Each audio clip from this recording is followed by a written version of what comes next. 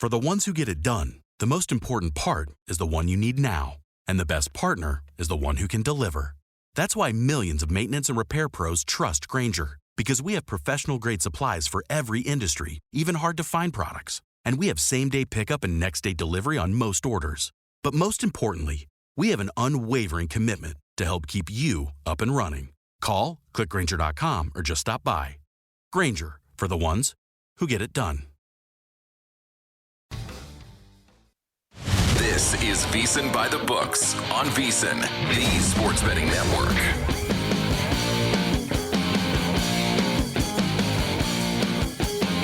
We begin the Memorial Day edition of VSiN By The Books. I'm Dave Ross here in Circus Sports, fabulous Las Vegas, Nevada. Our closer back home in Cleveland, Ohio. Jensen Lewis, how was this Memorial Day weekend for you, sir?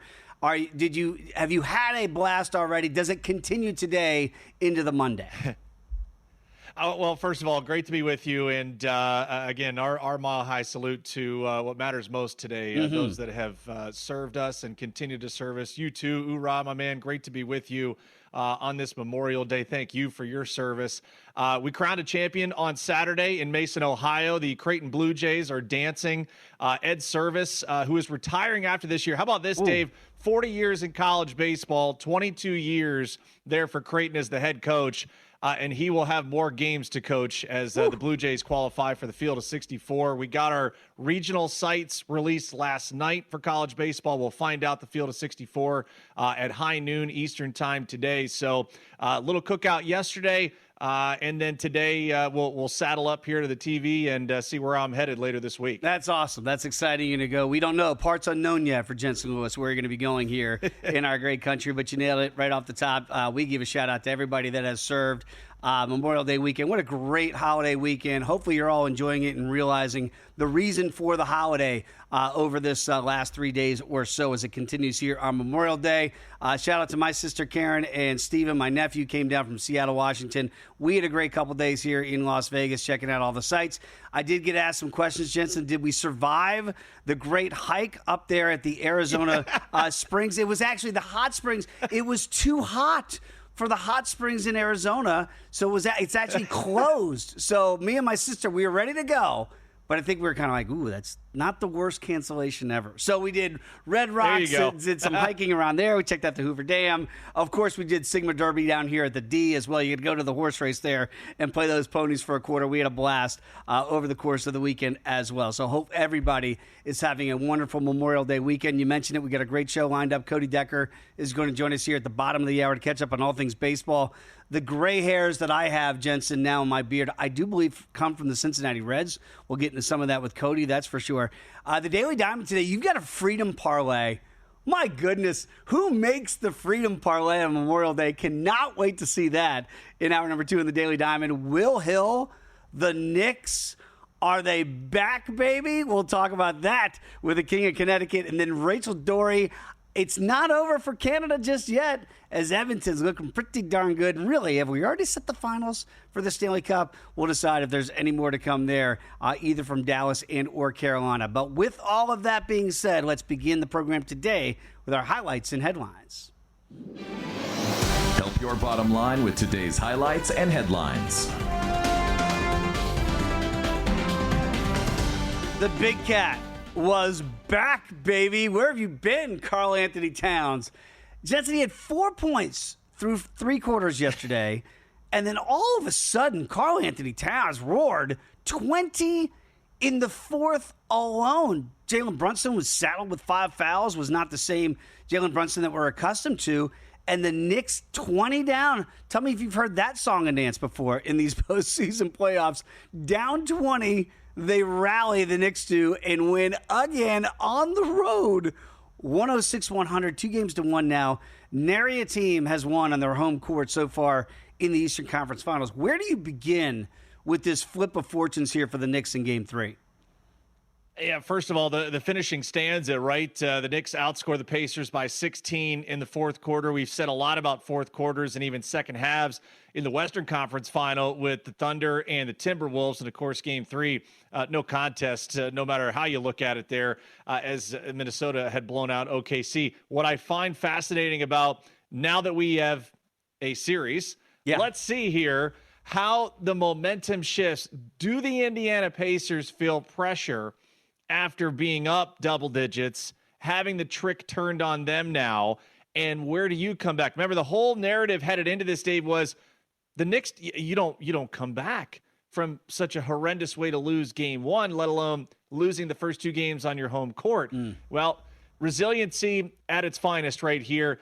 And Karl Anthony Towns, if he can continue, not to have one of these performances every single night, but 20 and 10, continue to be a force on the glass and be able to pick up the slack. If you did tell me Jalen Brunson was 1 of 5 from 3-point and they still find a way to win this thing, I would have said, I don't know, especially on the road. But, hey, credit where it's due. Cat, the man, and now we got a series there in Indianapolis. He was spectacular. By the way, Knicks now in the futures market to win the NBA title are 10-1, down 2 games to 1 here. OKC obviously is still the big favorite here, even though they got blown out in Game 3, as you mentioned, Jensen. And it does feel like all the intrigue right now is in this series. I know the other series is 2-1 out west. We'll talk about that as well. But every one of these games have been kind of bizarre in the way that they've gone down, right? You didn't kind of see these outcomes coming.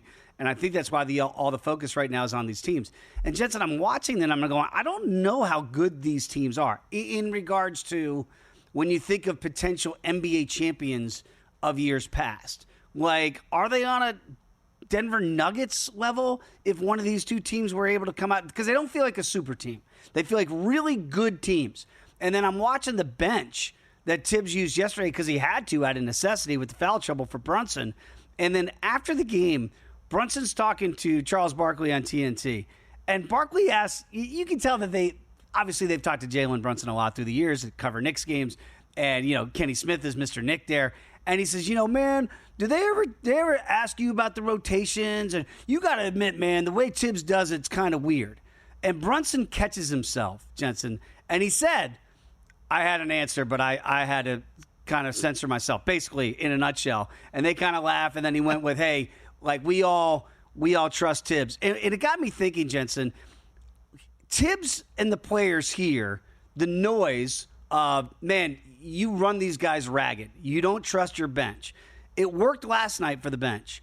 And I almost feel like it's like a family where the family can criticize each other internally, but if somebody in the outside, like a Barkley, criticizes it, then you close ranks. And I think that's what Brunson was doing in that moment with Barkley. And I think the point is the Knicks are pretty tight, man. Like, I think that group is pretty tight, and they are tough. And I think that does come from Tibbs. And I think they out-toughed Indiana last night. Now, I don't know if they're good enough, Jensen. That's the broader point. Are they good enough to actually win this series being down 0-2 and losing both of those in New York? I'm not sure, but I think if you question their toughness, I think that's why guys like Brunson kind of chafe a little bit back at Barkley in the outside noise of like, you don't really know what goes on inside this locker room. I was pretty impressed with that second half that I saw that was not led by Jalen Brunson. I think that's what we're hoping to see is, or at least if you are a Knicks fan, is to say, all right, let's not lay down here, fellas, because you guys have come too far, and you feel that there was something special even in the early rounds of the postseason and said, okay, we could really have something here. As far as the rotations go, it harkened me back to when you and I were kind of handicapping Maryland in the NCAA tournament, right? When you looked at, okay, it's going to be 5 guys, and that's it. That's how we got here. That's what we're going to live and die with it. So just the NBA version of it and the playoff version, Maryland made a nice run outside of, maybe a finish that could have gone either way there at a buzzer beater. You feel the Knicks now can kind of take that collective deep breath and say, all right, boys, we're on the board. Now you get out to an early lead in Game 4. Hey-oh, squeaky bum time there for the Pacers and their fan base. If you remember, of course, in the classic Animal House, he can't do that to our pledges. Yeah, only we can do that to our pledges. That's the Knicks. You can't criticize on the outside. We can do it only on the inside. How about this? Woo. Stuart Skinner does it again. Was it a Game 3, Jensen? Oh, I believe it was. 6-1 Edmonton now. They lead this Western Conference final here in the NHL Stanley Cup final. 2-1 over Dallas. 36 saves for Skinner. So they did get some rubber on him last night, and it didn't matter. Connor McDavid, 2 goals in this one. Edmonton feels like they're really in command of the series here now north of the border, and certainly can take and really start to move away with this if they can hold the home ice in Game 4. But what do you make of that? I guess it's that two-headed monster because Skinner was really good again in Game 2 as well. All of a sudden, Edmonton feels like they might be back in the Stanley Cup final like they were a year ago. Finally had a Connor McDavid performance, right? We've been kind of looking for this. All right, when's the breakout happen? Ryan Nugent-Hopkins in and around it felt like every goal. I know he had 3 assists. But that to me was the biggest difference maker was, okay, your star was a star and you got the early lead. So, that barn was absolutely ridiculous for all 60 minutes. So now you kind of look at, the finish is probably not indicative of where the overall series has been. But now there's trepidation here if you're Dallas, because you mentioned it. We now get to Game 4 and beyond when Stuart Skinner turns into the old Dominik Hasek. So, it's a huge win for Edmonton, momentum behind them, the wind at their sails. And I also think, too, when you have the confidence of, all right, our guy was what we thought he could be, then it's like no one can beat us. So the mentality here for Edmonton is let's just go out, let's have another first period in Game 4 the way we did in Game 3, and then Dallas could really be on their heels. Edmonton to win the Stanley Cup is plus $1.50. Connor McDavid. That's like Aaron Judge did a home run at Coors Field. Yeah, just Connor McDavid to win the Conn Smythe plus $1.75. They give you an extra 25 cents. That's it, baby. And we talked about it last week. We said because back last week you could have got what was about $3.50 on Connor, $2.75 on Edmonton. So it wasn't that big, but it was closer to $1 at least. We're like, hey, take the extra $1 because if they win, they're going to give it to Connor McDavid, and I think the numbers are showing that. Even though Stuart Skinner's been really good, he is down to 60-1. It still feels like it's Connor and or bust. We'll talk with Rachel Dory about that more in hour number 3. But when we come back, much more to get to, including some Major League Baseball, the NBA tonight. And yes, they're still playing hockey in the Eastern Conference Finals. I know it feels like it's all but wrapped up. It's not as of yet. That is next here on the holiday edition, Memorial Day edition of VSiN By The Books. For the ones who get it done, the most important part is the one you need now. And the best partner is the one who can deliver. That's why millions of maintenance and repair pros trust Grainger, because we have professional-grade supplies for every industry, even hard-to-find products. And we have same-day pickup and next-day delivery on most orders. But most importantly, we have an unwavering commitment to help keep you up and running. Call, click Grainger.com, or just stop by. Grainger, for the ones who get it done.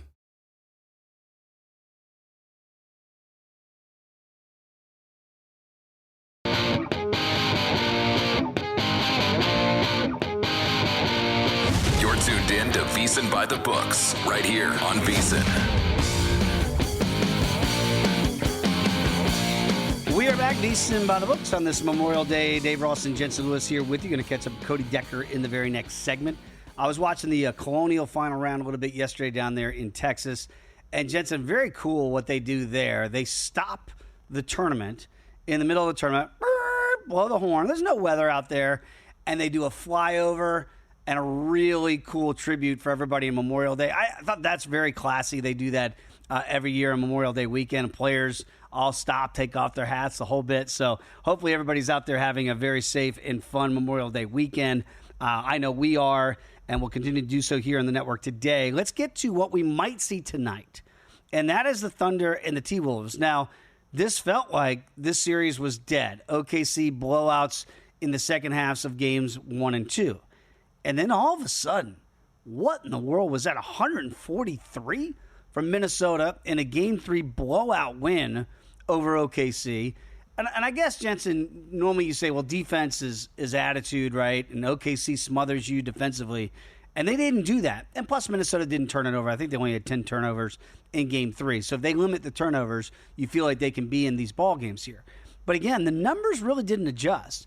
And if anything, they're starting to go to the way of OKC. 3 is what we're seeing here at circa 3.5s out there as well in the marketplace. So I wonder if this number actually will move up possibly closer to 4 before tip tonight, thinking, all right, OKC will revert back to that defense from games 1 and 2. Does Minnesota have something here, or was it a one-game aberration? I think it is a one-game aberration as far as, the shooting. And I want to go back to get the exact numbers here. I don't think that we end up seeing shooting 57% from the field overall and 50% from three. Now, not only 50% from three, they went 20 of 40, okay, for three-pointers. So I don't anticipate that happening. I was driving home listening to that game, and I'm like, God, I got to find music because this is unlistenable right now with how out of hand this game is. So when I looked at the numbers initially, Dave, and no play for me just yet, I automatically wanted to go back to the under. And I know we got, 218.5 at Circa, 219 at DraftKings, so shop around for that total. But I would anticipate that we get a bit more of the Thunder, a little more pressure at the half court. I think maybe even, trying to get a little physicality there with Anthony Edwards, knowing the start that he had just to the first quarter. I don't think the Thunder want to see that up and down like they did in Game 3. So to me, it lends me more to the regression part, Dave, of, okay, we'll have a little more lockdown, more the DNA that we saw from Oklahoma City throughout the season. But I think the Timberwolves will be equal to the task. I think the spread is about right, but I think the Thunder end up locking it down a bit more where we saw in Game 1 and Game 2. What I was really impressed with is you look at by quarter. They scored 34, 38, 35, and 36. I mean, when you score 143, you get that. But the point is they really didn't take the foot off the accelerator at all in that 42-point bearing of OKC.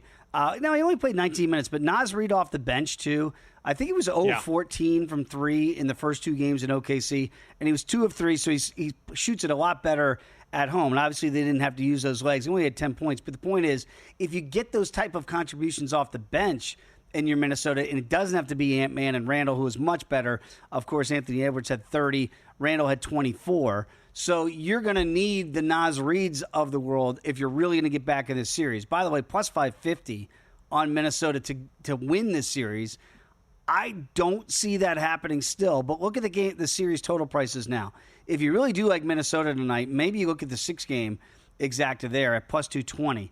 If you really think it's going 7, plus 245. So, again, if you do think that Minnesota is alive tonight, then you might want to think about a sprinkle on the 6 and the 7s at plus over $2, and you would make profit no matter what if they were to win tonight. Obviously, you could play them on the money line straight up tonight as well. Not a bad option if you're on the Minnesota side. But if you're in the OKC side, you just throw that one out, Jensen, and say, hey, we get back to what we do. We pressure. That's why you're leaning towards the under tonight, thinking we're not going to let Minnesota run out there and score 30-plus in every quarter. Certainly. And also, again, just to put a bow on the Timberwolves side, if you feel that the Timberwolves do come back here, also get double digits right now on Anthony Edwards as the finals MVP. Remember, we talked about some of those correlated plays. He's 12-1 right now. So if you feel, and I think we would agree, and I can't remember if it was JVT or Zach Cohen said that the Timberwolves would be a slight favorite in the series market against either the Pacers or the Knicks. Kind of lends you a little bit more to a forward-looking wager if that's a market that you want to jump into. Okay, that's interesting. That, again, we did discuss this on Friday, that Minnesota would be the favorite over either one of these two teams if they come back. And it kind of got me, which I was alluding to a little bit at the beginning of the show here, the star power that's left out of these 4 teams. And obviously SGA is the MVP, so he might be the best star. But like Jalen Brunson is a star. Mm-hmm. Hallie is a star. I don't know if these are superstars. Is SGA a superstar? Is he a star? Is Anthony Edwards a superstar? He's a star. So, like, you've got 4, and maybe SGA is the best of the bunch. How do you look at that and say, man, this is the team I trust because they've got the star of stars for the 4 remaining teams? Anthony Edwards can be the star of stars, I think, because it would single-handedly be him. Like, SGA has weapons around him. Mm-hmm. Can he go for 30 when he wants to? Yes, but that team is more predicated on stopping other teams instead of blowing teams out. Now, from a spread standpoint, it looks different because their defense is so good. But if you're needing someone to go for 40, 50, have to single-handedly put a team on their shoulders, it feels more like that's an Anthony Edwards, right, and a Jalen Brunson. But as far as when we get to the end of the NBA Finals, a guy that could elevate himself to that superstar level, I would say it's more Brunson and Edwards than maybe an SGA or a Halliburton. Fascinating. Because, again, you need one of those guys to elevate in order to win this title here. I'll be curious out of that 4 teams which one of those 4 is to be the star of stars going forward in this one. Carolina needs something.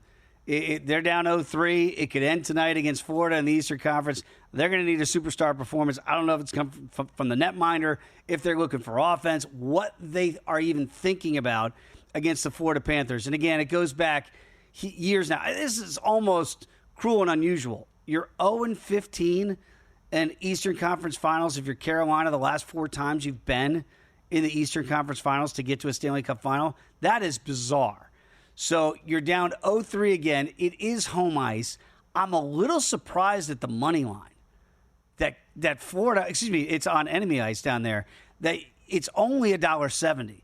Does that feel like it's playable that Florida wraps this up? You want to go to the puck line here. You can get plus money on Florida, plus $1.54. Do you see any signs of life that would get you to the Carolina side, plus $1.52? The only thing I could see is a lot of goals. And again, no play for me, but if I'm leaning anywhere, I'm leaning over the 5.5. If you're looking at just the barrage of shots, that the Panthers have had, if you wanted to do maybe a little player parlay here of shots on goal, you buy down, you're gonna pay a little bit, but that's why the parlay would be in play here. So maybe a Carter Verhaeghe and a Matthew Tkachuk, shots on goal, 2 or more shots on goal parlay for those guys. Just knowing, and I think you nailed it, we have seen no resistance from Carolina. How in your right mind? How do you even lay anything on it? Like it makes no sense. So if you think that trend continues, then to me, it's the ladder of the puck line, right? Right. I don't think Carolina leaves any doubt, or Florida leaves any doubt here. And especially if they're out to an early lead, that may be a live bet if you want. You would think Carolina just pitches a tent and that's it. We'll see you next year. Yeah, to me, if I were to be involved, and normally we're not advocating $1.70 favorites here in the network, but sometimes we talk about it too, where you can find value even in a solid favorite. That this might be that case here with Florida against a team that really does feel like Sean Penn, dead man walking right now in Carolina. So I'm looking at that and I'm going, I would probably play puck on here, and we'll see if I can get to the window there before the day is done on Florida, and to wrap this thing up. And obviously, if you really think you're going to see something that you rarely see in the NBA, it's never happened in the NBA, and or in the Stanley Cup down 0-3, 15-1 on Carolina to come back and win this series, I don't see it. I don't want to lay 3,500 with Florida, but Jensen, this thing does feel like it's all but done. So we'll see if Carolina somehow in Sunrise today can keep their season alive and get this thing back to Carolina, but I don't see it happening today. I think it's a coronation for Florida moving on to defend their Stanley Cup Finals from a year ago. You want to bet smarter? You got to get help from the VSiN Pros. We can do that for you here. When you become a VSiN Pro subscriber, you're going to get 2 extra months for free by using the promo code PRO. So it's $199, but this is a discounted annual subscription. It's going to give you your daily best bets. Bill Adie's going to get up early in the morning and email those to you. Exclusive betting splits, VSiN Watch app access. Cannot wait for the NFL betting guide. That is to come when you become a VSiN Pro subscriber. Do so at VSiN.com/subscribe. Again, $199, 14 months at your disposal. Okay, when we come back, Cody Decker is going to join the program here. Philadelphia feels like they're in the catbird seat here for the best record in the month of May as we wind down the last week. We'll get to that later on in the program as well. And then Jensen Lewis does have his Daily Diamond today, a holiday-themed edition parlay out there for you today. So a lot of baseball. That is up next here on VSiN By The Books.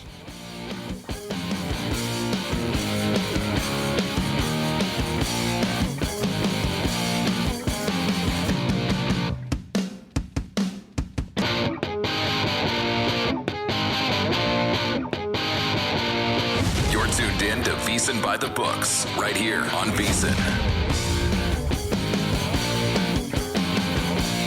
We are back. VSiN By The Books. Dave Ross, Jensen Lewis here. Memorial Day edition here on this wonderful holiday weekend here across the great United States of America. Cody Decker is going to join us here momentarily as we got a lot of baseball to discuss with Cody and beyond. But very quickly, Jensen, I got to be honest with you. I had a nice 3-legger yesterday. I had Kansas City in Bubich over Minnesota. Cha-ching. I had the Metropolitans last night against the Dodgers. Cha-ching. And I had the Reds over the Cubs. 8-3. It's 8-3 Reds. What could go wrong, Jensen? 11-8.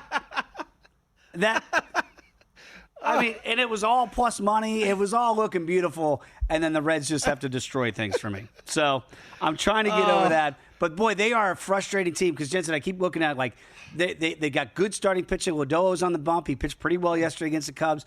Hunter Green in his return on Friday pitched pretty well. And the bullpens can't hold it. They can hit. When they get good pitching, they don't hit. Like, they don't play good complementary baseball, but it's not a bad baseball team. It's almost impossible for this team to be under 500, but yet they are. They, again, I think the bane of our existence is going to be looking at some of the bullpen games early that they blew on the West Coast. Did not, close out some series that they should have won.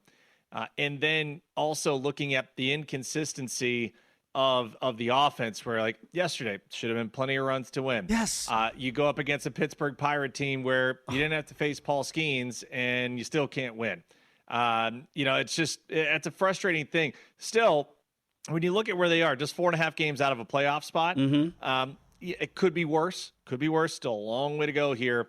But yeah, certainly games that they'll look back on April and May where you're like, if that's the difference of us making or missing the postseason, they're going to be up at night. You know Terry Francona very well. I might need you to put in a word and say, hey, can we figure out this bullpen?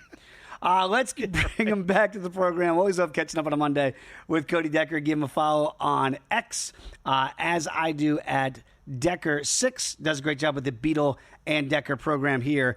Happy Memorial Day to you, sir. And by the way, for you guys, I should have asked you right off the top of the show, Jensen. Did you guys love playing on a day like Memorial Day across the country in your Major League careers? Like, does it feel different on these holiday days out there, certainly in the summertime? Not particularly. To be honest with you, every day kind of rolls together the same way. The only difference that takes place on a Memorial Day is, oh my God, it's a day game on a Monday. Outside of that, not really. But even then, you also have day games on random days when you're playing for kids and like kids' days where you have to listen to the SpongeBob song like 90 million times. Yeah, no, I actually prefer days like this because I like day games. I'm one of the rarities that, man, 11 a.m. start, yes, inject into my veins. I can be done with my day by 2, please. Cody, you said the same thing. I used to say this to my broadcast partner, Al Pulowski in Cleveland. I'm like, get 11 or noon start times. You have the rest. You can go have a nice meal with your family. You can get to bed at a reasonable hour. It's phenomenal. That's why I envied when my last year I had to play with the Cubs. I'm like, yes, this is how it's supposed to be. Boatload of day games. We have a normal life. You and I have talked some normalcy in baseball, my friend, and I don't know if we'll stay with the Cubs theme. Pico Armstrong, not normal. This has been an unbelievable start to his season. Obviously, triple digits for the National League MVP before the season. I think he's now as low as 12, maybe 15-1 in some markets. To me, it's just one of those starts to a year where you're like, whoa, this is not only a foundational piece for us moving forward, but this kind of star power and the flair for the dramatic has been awesome to watch. Been killer. It's been absolutely killer. Now, I'm still hesitant to take out a flyer on the MVP circuit right now just because I haven't seen it for a whole year yet to this mark. But, man, like, let's make no mistake. The kid's incredible. Kid was a major part of a trade about, 3 years ago in the Edwin Diaz trade, which is funny to me because every Cubs fan is like, can you believe – every Mets fan is like, oh, can you believe it? We gave up PCA. And, like, dude – the Cubs didn't even want PCA. That just goes to show you what you're getting with prospects that can hit or can absolutely miss. He wasn't even the prospect the Cubs wanted in that deal. The guy's absolutely incredible, but it's just another one of those kids off that Harvard Westlake tree out of Los Angeles, California. You got the Lucas Giolito's, you got the Jack Flaherty's, you got the Max Fried, and now you got the Pico Armstrong. The place has just been a factory over the past 15, 20 years, and listen, if you're willing to take a flyer out on them, go for it. But I'm just looking that it's May 26th. I'm not ready to get there, and I do see the logo that's on his jersey. That's another reason that's actually getting me to not go there just yet. I'm not ready to believe in the Cubs yet. I'm still looking at them being the best team in the National League Central. And on May 26th, I still am not positively sold on what the National League Central is yet. By the way, 10-1 for PCA right now. 10-1. If you can believe that, for NL MVP. Shohei obviously still odds on at -$20. The Cubs, by the way, Cody, they're -230 to win the division. If it's not the Cubs, then, if you're not completely sold there, could I interest you in a Cardinals at 4-1, a Brew Crew at +750, or the Cincinnati Reds at 17-1 now? I took the Reds at the beginning of the season at nearly 5-1. And listen, I am going to be getting off the Reds. I just do not believe in this team right now. I think they have a bright future. I think that offensively, they are just too damn streaky pitching wise. There's no excuse that this team is not like 10 games over 500, but that bullpen, as I just heard you guys talking about earlier on, man, that bullpen is a problem right now. And I just can't get over the fact that the young bats simply can't put it together. The Brewers, I think I'm finally out on the Brewers. That team that's always just good enough to get to the playoffs. But it looks like I think the Cubs are legitimately the best team in this division. The Cardinals, I didn't expect them to play this well. And the Pirates are just a perennial disappointment. So, yes, if I'm going to take a stab at anybody in the Central, it's going to be the Cubs. But at that value, there's no value whatsoever. So, and frankly, they're in the National League. Leave the Central alone. If we're playing with the National League futures, just look for the winners of the National League. It's the only way to get value anyways. And even at that point, the team is the Dodgers, and outside of that, you're barely looking for value elsewhere. Yeah, it is kind of intriguing to see just kind of where that futures board is just for the senior circuit to get into the World Series. Let's stay in the Central, but go to the American League iteration. We saw something we have not seen yet out of Tarek Skubal yesterday. Complete game shutout. A Maddox, if you will, that may go up in the annals of some of the best Maddox performances we've seen. 13 punch-outs, sub-100 pitch count total. The Guardians had won and had a chance to sweep the 4-game series, so Detroit needed that one just to avoid that at home. But here we are again. You can win all these games, and still the Guardians 4 behind Detroit for the top spot. Do we still put Detroit there as the best overall team in the American League, Cody, or do we have still the Yankees as the favorite there in the junior circuit? It might be time for us to start saying the quiet part out loud. The Tigers just might be the best team in the American League. That pitching staff is nasty. That bullpen is unstoppable. And I know everybody wants to look at the Yankees as the odds-on favorite as the best team, but I'm not sold that the Yankees are the second best team in the American League. I'm staying right there in the American League Central. The Guardians, the team you just mentioned, the Twins have won still 7 of their last 10, and they're still playing at a pretty impressive clip.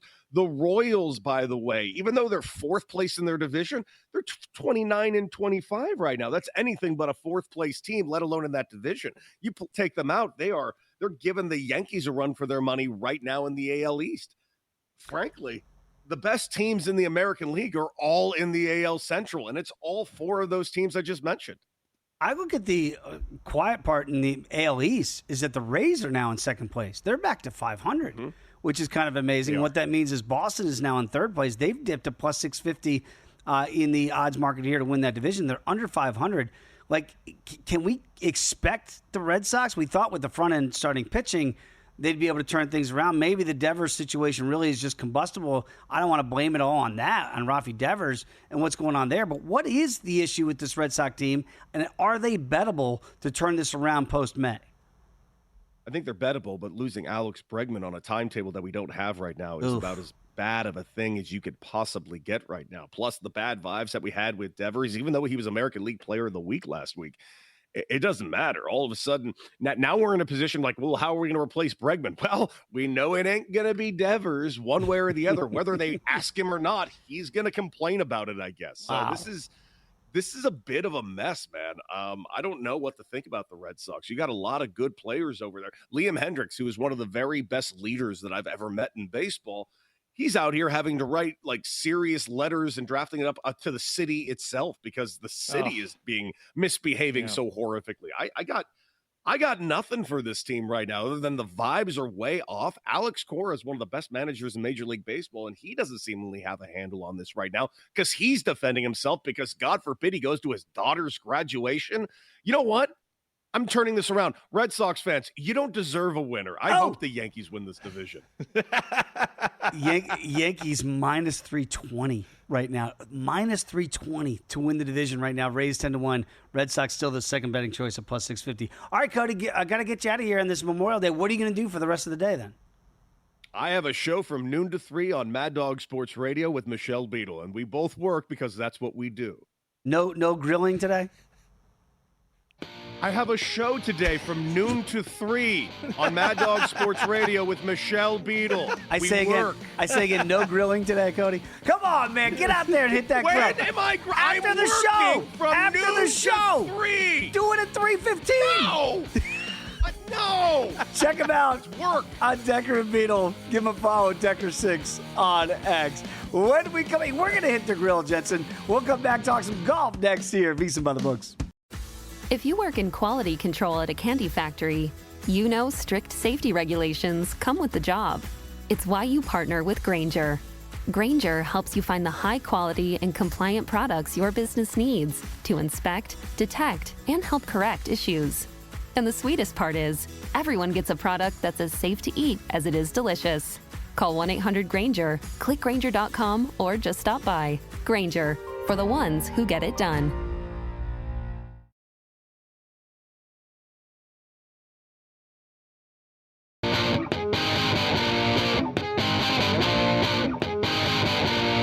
You're tuned in to VSiN By The Books, right here on VSiN. We continue this Memorial Day edition of VSiN By The Books. Dave Ross, Jensen Lewis, great conversation with Cody Decker. He's not, because he's got a show. I get it. He's not going to hit the grill. Are you and Michelle going to be firing it up? I know you've already done that sometimes over the weekend. Will this be another Memorial Day tradition today? Steak is currently thawing on the counter upstairs. Really, I think in honor of Pacers and Racers yesterday, shout out Wes Reynolds, hope you're okay after a tough defeat there for Indiana. I got the St. Elmo's steak seasoning ready to go, so we'll do that on the Blackstone. And we'll probably, I haven't decided if this is just a kind of a loaded baked potato day or I do like Gordon Ramsay's palm puree, just a fancy way of saying mashed potatoes. So I perfected that one over COVID. So I have that in my back pocket in case we want to do just your standard, steak and taters and get her going. So we'll make a game time decision later this afternoon. Maybe I'll tune in Beadle and Decker for that, but probably we'll have Money Moves and the rest of our great programming on in the background as we cook it up later today. Okay, so Saturday night I take my sister and my nephew to Twin Creeks, which is a hidden gem steakhouse here in Vegas at Silverton Casino. And we're getting there to dessert. And, of course, I said, we're stuffed. And I said, you have to look at the dessert menu. Well, it'd be rude not to at least look at it. And so we get it, and on the dessert menu is the sticky toffee pudding. And that is a Gordon Ramsay staple, which I've had with, shout out my guy Matty Betts. We had gone to Hell's Kitchen here in Vegas. That's where Gordo, where the TV show is. And we got it there. And it is as good and as decadent as you would expect. And Jensen, I was kind of like, man, is it legal to get Gordon Ramsay's signature dish it's not his sticky toffee pudding, but it's their version of it. And I was like, man, is that like copyright infringement? I don't know. But of course, I ordered it. Like you had to, right, Jensen? Like, I got to try it now and see if it matches up. It was damn good. I don't know what the Brits are doing with their sticky toffee puddings, but it is amazing cuisine that they have. And I know they're not known for it. So wherever you can get it, America, even on Memorial Day weekend, I think we can oblige the Brits on this one and get that sticky toffee pudding. It's fantastic. Yesterday in the Charles Schwab going on down there in Texas, I mentioned the flyover, which is really cool to honor Memorial Day weekend. Players seem to enjoy that as well. Really good tournament for Ben Griffin. It's his second PGA Tour win, but his first individual. Now, he had won just a couple weeks ago with Andrew Novak. They won the team event down there in New Orleans. But it is his first as a solo participant, and that is a disclaimer, and it is infinitely, I think, more impressive than winning a team event, not taking anything away from what he and Novak did down there in New Orleans. But he beats the German Matty Schmid by 1, and it got dicey late. On 18, with a 2-shot lead, Ben Griffin comes up short in the rough by the bunker. Matty Schmidt's flown the green on the left side, and somehow, some way, the rough stays up so it doesn't go tumbling into the water. So he's lying to. You think this thing is over, Jensen. It's done. Matty Schmidt has to hoop it, as they say in the biz, and he does. Pops it up, pops it in, and all of a sudden you've got a nerve-knocking 4-footer, and you can see the look on Ben Griffin's face like, are you serious? Did he really just make that from off the green? Oh, yeah, he did. And then all of a sudden you got a nervy 4-footer, never in doubt, right in the heart, wraps it up. Final round 71, 1 over. which was good enough to win. And really not just the one shot over Matty Schmid, but I know we had gotten in on Scotty Scheffler north of 30. I got him at 30-1 over the weekend, and he comes up 4 short. Now, I know people are going to go, well, why would you talk about a bet that lost? And it's an exercise that you and I do, which is when you see Scotty Scheffler drift to 10-1, I think it is an autoplay, and it might not get home from you every time. It did not get home this weekend, but all it takes is one, and your ROI, when you get Scotty Scheffler, because he made the cut on the number. So he was 10 back of the weekend on Ben Griffin. He cut that by 4 after Saturday, started off Sunday, 6 off the lead, never really made that Sunday charge. But sometimes, Jensen, we talk about it a lot. All good bets don't win. You're just trying to look for opportunities to really utilize better numbers, and that was one of those opportunities, right? And I know we talked about Ben Griffin, by the way, on Friday as well, and he does get home there. But even though you don't win it, that is an exercise of, like, I got to condition myself when you get that good number. You got to play it on a guy like Scotty Scheffler. No doubt. And I think upcoming this week with the Memorial at Jack's Place, it'll be a similar exercise. And again, congrats to anyone that did follow some of our live ad recommendations. And Ben Griffin was one of those that I had circled, and glad that he did get home for people. So it is great, especially in some of these intermediary tournaments in between some of the big majors as well, just because you have guys that'll be able to make those late charges late in the tournament. By the way, I want to throw it out to you because it unfortunately be the first year I will not be able to go to the Memorial. It's a tradition unlike any other for us here in Central Ohio. But I think that Scotty is worth a play. Again, just like we did last week. He's 3-1 right now. But if you parlay him, say if you think that, the Thunder get back on track tonight, you could parlay the Thunder and Scotty just to get improved odds. But I do think he's worth it. Just knowing for people that have not watched this tournament before, you need a lot of precision, a lot of narrow fairways. The topography is amazing. Bring your walking shoes because you're going to hurt after walking 18 with whatever group you follow. Very small greens here, Dave, too. So if you're elite in iron, shots gained approach is something to look at here. Obviously, got to be strong with the putting. Of course, we know that fits with Scotty. It obviously fits with Colin Morikawa, 16-1, Xander, 16-1, JT, 18-1. Let me give you a couple of guys I'm looking at longer numbers here if you want to do some early ads. Patrick Cantlay, 20-1.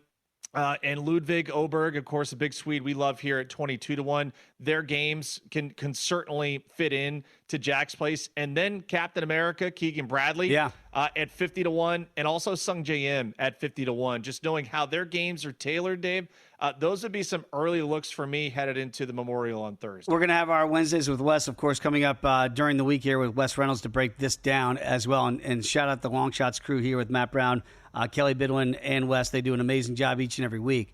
The difference this year in Scotty defending his crown at Jack's Place in Dublin, Ohio, is that they have now corrected it, if you want to call it a correction, and they've given you that week buffer before the U.S. Open, which is going to be in Oakmont there in Pennsylvania. And the Oakmont's not going to happen until June 11th. So with that week difference, I do feel like, Jensen, yes, it always feels like a semi-major. We talk about the players being the fifth major. But Jack's Place, because it's Jack Nicklaus, because you're going to shake the hand of Jack when you walk off of the Golden Bear there on 18, Tigers talked about it in years past, the gravitas that has. I do feel like this is going to have more of a major feel to it early in the week, right? Because it's that elevated event. It's the class of class. You got the Ludwigs back in the tournament. You mentioned it. Xander Schauffele rounding in a 4. Colin Morikawa was the second betting choice here. Justin Thomas has had a great year to date. So this group that's going to Jack's Place this week, no, it's not a major, but because there's that week buffer, don't you feel like on Thursday it's not going to feel like a regular PGA Tour stop? It's going to have that elevated feel of like, ooh, we're going to play it maybe a little bit closer to the vest because I really do want to be around for the possibility of winning this in front of Jack Nicklaus on Sunday. Absolutely. And Dave, from a weather standpoint, it may set up for a really fast start here. So you and I love a first round leader with everyone else and just how the weather is shaped up. So it's a little bit cooler to start this week. They'll have some rain on Tuesday and some morning showers there on Wednesday. So you may see those greens, way softer than they will be later in the weekend. There really is no threat of any there is participation, no precipitation, I should say. But it's usually years past, Dave, we've had tournaments here at the Memorial where it's mid to high 80s, humid, very, very hot to walk around. So some fatigue setting in. This may not set up any better than what we've seen for many years. You're going to have low to mid 70s for Thursday and Friday. You're going to have a very comfortable Saturday at 75, and then maybe just a tick under 80 degrees on Sunday. All sunny, maybe some clouds worked in there. Perfect conditions for a low score there at Jack's Place. Conspicuous by his absence, Rory McIlroy. Why? Okay, great. I don't know what's going on with Roars. I do not know what's going on with him, but not going to play at Jack's Place is very interesting to me that he's not going to be there. That's why he's not the second betting choice there. So I'm surprised by that, coming off his no-show with the media in 4 days of the PGA Championship 2 weeks ago. So maybe Rory's just dealing with some other stuff. We don't know what's going on necessarily there, but he's not going to be at Dublin this week, which is a bit odd. If you want to bet the ponies, you can do that right now with our friends over at First Bet. You want to bet Santa Anita, Gulfstream Park, Saratoga. We used to have a horse up there at Saratoga. First Bet is going to put that action at your fingertips. Sign up right now, firstbet.com. That's the number one, stbet.com. You use the promo code VSiN200, score a 20% rebate on all of your wagers for the first 60 days, up to $200. Don't miss out. Bet smarter today at firstbet.com. If you work in quality control at a candy factory, you know strict safety regulations come with the job. It's why you partner with Grainger. Grainger helps you find the high-quality and compliant products your business needs to inspect, detect, and help correct issues. And the sweetest part is, everyone gets a product that's as safe to eat as it is delicious. Call 1-800-GRAINGER, click Grainger.com, or just stop by. Grainger, for the ones who get it done.